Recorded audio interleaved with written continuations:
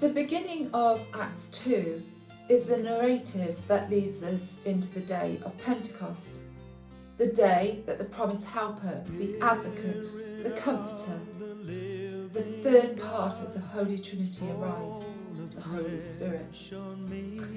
I have always thought that when the Holy Spirit arrived in such a dramatic fashion, how did those gathered feel?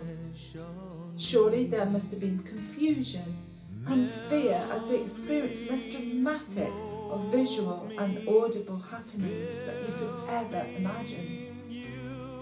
But I guess that moment that they were totally filled with the Holy Spirit, their perception and understanding was changed as they were awakened with a new language to express how they were feeling. This new language that they spoke was interpreted and understood by many from foreign parts, a miracle in itself. But there were some that did not understand.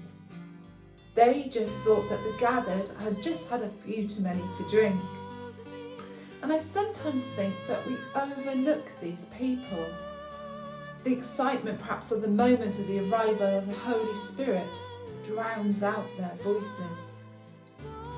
But as we start to look at the second chapter in Acts, maybe we could see this in a new and fresh way.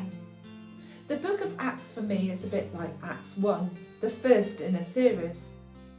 We here today haven't had to sit waiting for the Holy Spirit to arrive. The Holy Spirit lives in us and guides us. We are the outward and visible expression of the gospel. We are a book waiting to be written. We are the second series of Acts, Acts 2. And it's to those that could not hear the good news that we have been called to reach in whatever corner of God's created world they may be, so that they too may be totally filled with the Holy Spirit and have their perception and their understanding of God changed. And as they are awakened, they too will be filled with a new language, a language of the heart, full of praise for God.